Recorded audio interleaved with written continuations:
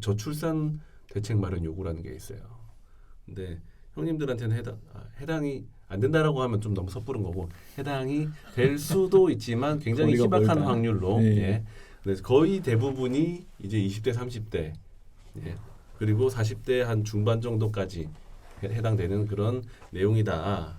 근데 이거 진짜 좀 뭐랄까 파격적인 거라고 저는 생각을 하고 요구안에 지금 집어 넣어놨는데 여기서 많이들 지금 좀 이야기를 나누고 있어요. 간담회도 하고 커피 한 잔 마시면서 이제 육아휴직 갔다 오신 분들한테 갔다 와 보니까 어때요? 뭐 이런 등등 얘기를 하는데 어떠세요? 저출산 대책 뭐가 제일 중요하다라고 생각을 하십니까? 뭐가 있었으면 좋겠다라든지 뭐 그런 게 있으시면 말씀해 주시면. 저희 쪽에 육아휴직 쓰신 남직원 여직원 분들 얘기 들어보면 결국은 육아휴직을 더 쓰고 싶어도 이제 경제적인 여력 때문에 돌아오는 경우가 많더라고요. 그래서 이번에 그 지부 요구안에도 있는 걸로 아는데 이제 최소한 기본급이라도 어느 정도 계속 지원이 되면 육아휴직 써서 좀 아이랑 더 이제 있고 싶다 이런 생각은 많더라고요.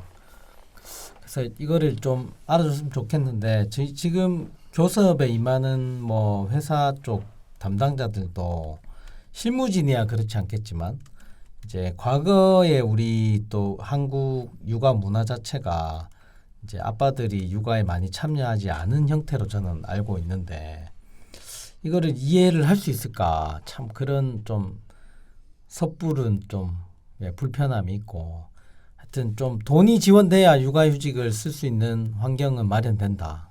그러면 육아휴직에 쉽게 가면 둘째도 생각날 수도 있다. 뭐 저는 그렇게 생각을 합니다. 제가 바로 지난주였죠. 저희 저출산 대책 요구도 있지만 단협 요구 중에서 그것도 있어요. 유아 교육비 증액 요구가 있어요. 현재는 어떻게 돼 있냐면 취학 전 1년 그러니까 애가 7살 때죠. 8살 때 학교 가니까 그러면 7살 때 분기별 20만 원씩 준다. 그러면 1년에 80만 원이잖아요. 그거를 50만 원씩으로 늘리자.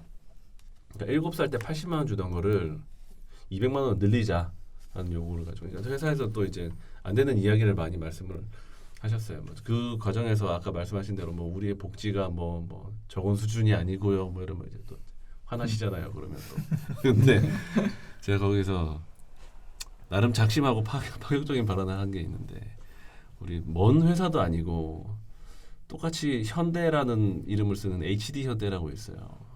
우리는 차를 만들고 거기는 배를 만들고 그렇잖아요. 근데 거기는 애를 낳으면 우리는 자 보십시오. 80만 원을 120만 원으로 늘려달라 그랬어요. 근데 거기는 취약 전 1년이 아니고 취약 전 3년 동안 연간 600만 원씩 총 1,800만 원을 지급합니다. 이랬더니 사실 조금 난리가 났어요. 난리 나가지고 그랬는데 금액 차이가 좀 많이 크잖아요. 좀 많이 나네요. 근데 네. 이미 거기 지급하고 있는데 근데 저는 참 좀 짜증나기도 하면서 억울하기도 한 게 뭐 타 회사 폄하하면 안 되지만 거기는 배 만드는 회사고 우리는 모빌리티 회사 아닙니까? UAM도 띄워야 되고 뭐 하는 이런 지금 탑티어로 가는 회사인데 우리가 지금 이게 뭐랄까 좀 쫄려서 되겠습니까? 그래서 좀 확 내뱉은 것도 있고 그냥 그런 식으로 많이 했으면 좋겠어요. 심지어 저도 지금 되게 어린 자녀가 있는 아빠로서 정말 이거는 진짜 꼭 잘했으면 좋겠다. 정말 잘했으면 좋겠다라고 싶기도 하고 그래서 저는 좀 큰 틀에서 그렇게 보고 있어요. 이제 지원이라는 게 이제 금전적으로 뭔가를 준다라는 게 있을 수 있고 또 하나는 보육적인 측면, 어린이집 같은 측면, 또 하나는 근무 형태 내지는 육아휴직, 뭐 육아휴직에 대한 뭐 기간이라든지 아니면 육아기 근로기간 단축이라든지 아니면 또 제가 제안을 했던 게 이제 대의원님들이랑도 이야기를 많이 하다 보니까 그런 아이디어가 있었어요. 육아휴직을 쓰고 온 저 일반직들이랑 이야기를 하다 보니 돈은 이미 생각은 하고 있었다. 돈이 후달릴 건 생각하고 있었다. 그래서 갔다 왔다. 근데 갔다 와 보니까 내가 나쁜 놈이 돼 있었더라. 이기적인 놈이 돼 있었고 왜냐면 내가 하던 차종 아이템을 이렇게 째가지고 다 맡겨놓고 적으면 3개월 뭐 길면 뭐 1년 이렇게 갔다 오잖아요. 갔다 오면 이 사람들이 고생하고 있었으니까 눈빛이 안 좋다. 이게 너무 좀 민망하다 이런 거죠. 그래서 그것도 도대체 뭐가 있을까 이런 거에서 아이디어를 주셨던 게 인턴 제도. 저는 그거 보고 와 이거 대박이다 생각을 했는데 예전에 우리가 인턴이 있었어요. 근데 이 인턴이 없어진 제가 18년도쯤에 거의 마지막이었지 않았나 싶었는데 근데 인턴을 와가지고 방학 때 정도 와서 이 친구들이 하다가 그러고 나서 이제 나중에 정규직으로 잘 되는 친구도 있고 사실 뭐 안 되는 친구들도 있었어요. 그런 식으로 해서 인력 충원이 뭐 예를 들어서 제가 뭐 육아휴직 쓰고 나갔다 해가지고 제 자리에 인턴이 들어와서 일을 한다 이건 아니지만 그래도 예를 들어 그 부서에 비교적 우선적으로 좀 이렇게 인턴을 좀 넣어준다 정도로 해주면 그게 어느 정도라도 좀 이제 보완이 될 수 있지 않을까 하는 그런 측면에서 정말 괜찮다라는 생각에 나중에 실무 협의도 하고 하겠지만 회사한테 아이디어도 많이 좀 제안을 해볼까라고 생각이 됩니다. 그래서 그분들도 회사도 사람을 뽑을 때 뭐 저기 뭐 서류 전형도 보고 뭐 저 면접도 보고 하지만 가장 좋은 게 사람을 겪어보는 거잖아요. 회사 입장에서도 사람을 뭐 짧게는 뭐 한두 달 길게는 뭐 1년 가까이 만약에 경험을 해봤다 그러면 이 친구 데려다 써야 되겠다. 꼭 그 부서가 아닐 수는 있겠죠. 왜냐하면 그 부서에 티오가 없을 수도 있으니 여러 가지 고려를 해가지고 충분히 괜찮은 제도를 만들 수 있지 않을까? 뭐 이런 생각도 지금 하고 있고 다각도로 고민은 하고 있는 상태예요. 그래서 정말 저는 이거는 꼭 뭐라도 해야 되겠다. 여기 이 저출산에 대해서 뭐 아무것도 안 나오는 거는 저는 제가 결단코 있을 수 없는 일이다 생각하고 하여튼 열심히 해볼 생각인데 추가적으로 의견 있으시면 얼마든지 또 말씀해 주시면 되겠습니다. 네, 그럼 그 말씀하신 거에 바로 달아서 말씀드리면은 육아휴직의 제일 큰 스트레스가 그거더라고요. 아까 말씀하신 내가 가면은 내가 나쁜 놈이 되어 있으니까 아예 자기가 봐도 알아 딱 보여요. 그냥 사실 웬만한 부서가 나 하나 없으면은 다른 사람이 힘들어지는 딱 그 구조가 되어 있거든요. 근데 그 구조에서 차라리 내가 퇴사하고 내가 아예 부서를 옮겼으면은 이직을 하면은 다른 신입사원이나 아니면 티오 하나 비니까 그 자리를 다른 사람이 와서 채워서 그 업무 캐파를 좀 다시 좀 나눌 수 있습니다. 그런데 육아휴직으로 내가 쉬게 되면은 그 올 사람이라고 해놓기 때문에 그 팀이 티오가 잡혀 있어가지고 결국 그 사람이 육아휴직 복귀할 때까지는 그 남은 일을 딴 사람 다 해야 돼요. 그거에 대한 또 약간 부담감이 많이 생기는데 아까 말씀하신 그 인턴 제도로 하면은 사실 저희 쪽에서도 그런 걸 좀 검토를 했었거든요. 결국 안 됐지만 육아휴직 플러스 해가지고 중간에 좀 산재라든가 좀 저희가 공장에 있다 보니 많이 다치시는 분들이 있어가지고 그런 부상으로 인해서 휴직을 하시는 분들에 대해서 그 공백을 인턴으로 뽑아가지고 인턴이 일을 하다가 이 사람이 복귀를 하면은 이 사람이 일을 잘했으면은 신입사원 뽑으면 되는 거고 아예 그 남은 시간 동안 일을 했는데 좀 아니다 싶으면은 그냥 그냥 인턴에서 그냥 해지하면 되는 거고 그런 식으로 제대로 좀 운영하자. 그러니까 공백을 그런 인턴으로 메꾸자는 그런 요청이 왔었는데 그런 직원은 신입은 신입대로 인턴대로 경력도 쌓고 잘 되면 정직원도 전환되고 그 기존에 일하던 사람들은 내 공백이 부담이 되지 않게 그리고 남아있는 사람들도 일도 충분히 좀 약간 업무 캐파를 나눌 수 있고 이게 좋은 제도인 것 같은데 한번 해보자 이랬는데 결국에는 안 하더라고요.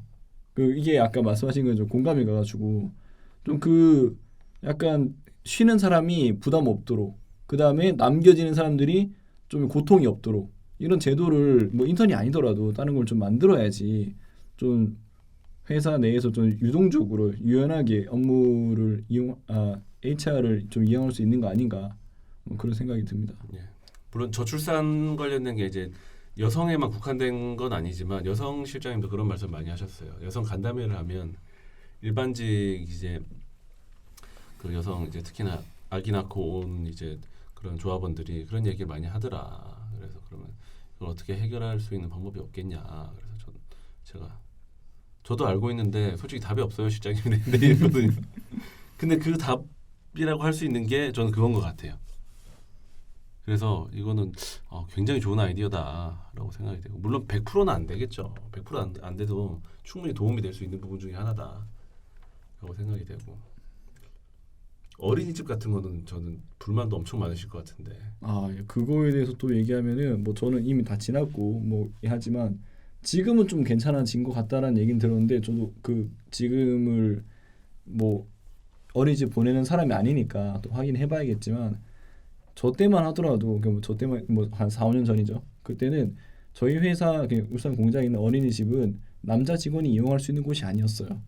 여자 직원들만 해도 충분히 포화 상태라 가지고 우선순위에 있다 하더라고요. 여직원이 1순위, 그다음에 좀 약간 외부 편부모 가정이 또 2순위. 그러면 남자 직원 될 수도 있겠죠. 뭐 3자녀 이상이거나. 예, 그다음에 3순위가 3자녀 이상. 그다음에 네 번째가 정상적으로 한 명, 두 명 낳았던 남자 직원의 뭐 자녀. 네 번째 4순위라고 얘기 들었는데 그 4순위까지 가기도 전에 이미 편부모 가정에서 이미 끝난다고. 예, 포함된다고. 그냥 한두 명 있는 남직원자 없는 걸로 알고 있어요. 예, 아예 그냥 뭐 선택 뭐 다둥이 아빠도 안 되는 와중에 뭐 그 애 한두 명은 아예 뭐 그냥 생각도 꿈도 못 꾼다. 뭐 그런 환경이었거든요. 그래서 사실 어린이집도 이거 복지라고 하는데 나는 구경도 못한 복지였어요. 맨날 보고 있으면은 항상 우리 회사 있는 복지라고 하는데 아예 신청도 못 하는데 그게 무슨 복지입니까?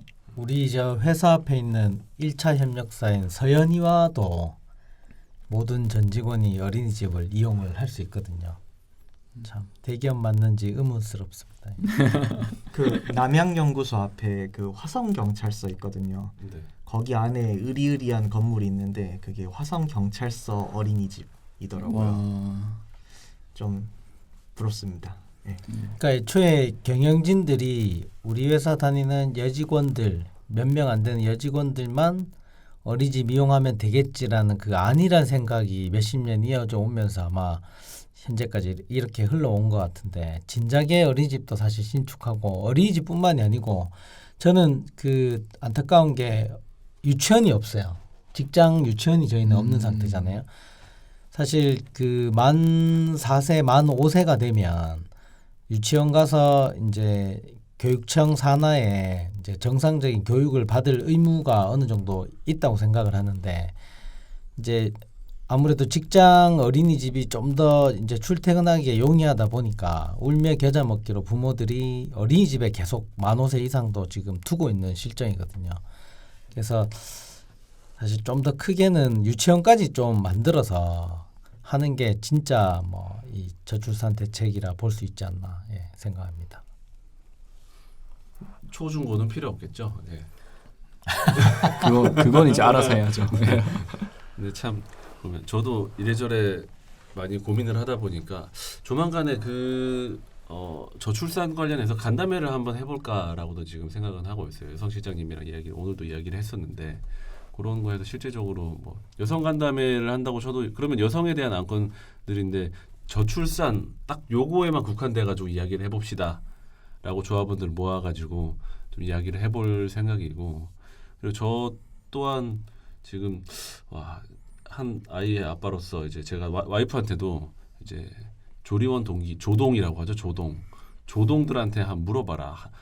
회사에서 뭘 해주면 하나 더 나을지 물어봐라 하는데 제일 첫순위 대답은 뭘 해줘도 안 낳는다. 그게 첫 번째였긴 한데 그거는 그냥 웃어 넘기고 두 번째 대답은 아이를 정말 이렇게 보육에 대한 부분이 많았어요. 생각보다.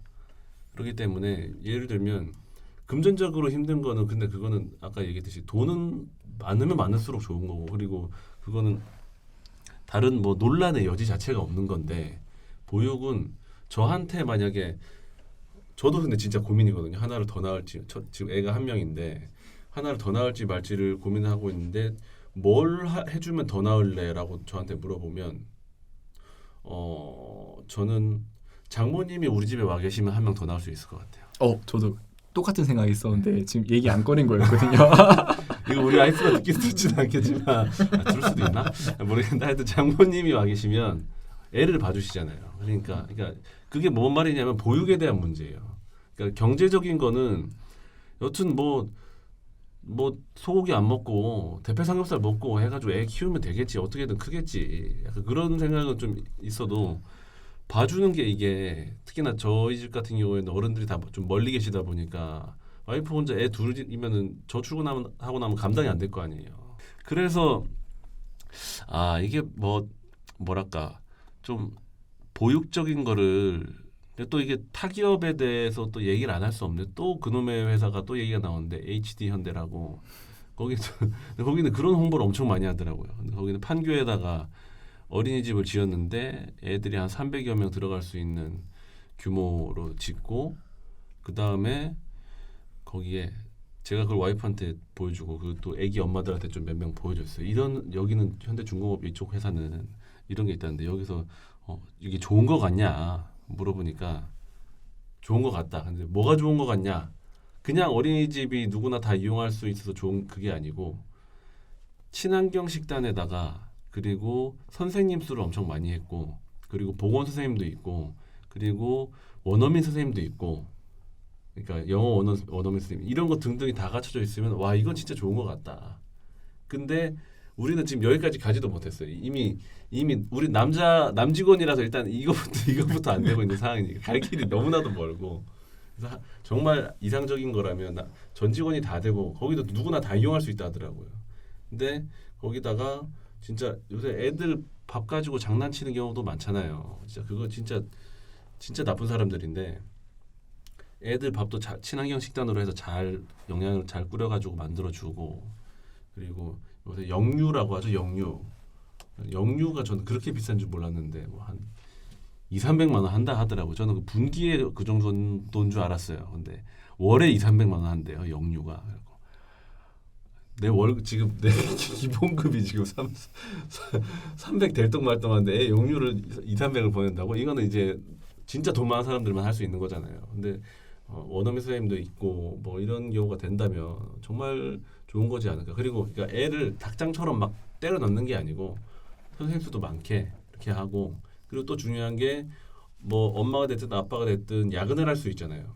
그러면 거기는 또 10시까지 애를 봐준다 하더라고요. 근데 어떤 어린이집은 그냥 10시에 당직 선생님은 있겠지만 애를 그냥 거의 뭐 방치하듯이 그렇게 놔두는 데도 있다 하더라고요. 그럼 애 혼자 그냥 울든지 말든지 그냥 밤에 있으면 얼마나 애가 불쌍해요. 그러니까 그런 것도 아니고 애 10시까지 아예 케어를 해준다. 그렇게 돼버리면 정말 좋은 거죠. 근데 한편으로는 그럼 야근하란 소리냐? 근데 그 정도로 애 엄마 아빠한테 잘해주면 회사를 위해 야근할 수 있지. 할만하죠. 회사를 위해서 밤늦게까지 일을 할 수 있죠. 얼마든지. 육아보다 회사 일이 편합니다. 그러니까 저도 사실 아까 사택 얘기했는데 사택 살 때 퇴근 안 하고 싶었어요. 요거는 뭐 제수 씨가 들을 수 있기 때문에 편집하는 걸로. 네. 여튼 그렇습니다. 그래서 여러 가지로 참 또 많은 고민을 해봐야 될 것 같아요. 그래서 참 진짜 꼭 잘 됐으면 좋겠고 저는 저 개인적으로는 또 진짜 잘해야 된다라는 또 강력한 의지도 있고 또 지켜봐 주시면 좋을 것 같습니다. 오늘은 여기까지입니다. 다음 편도 많은 관심 부탁드립니다. 망관부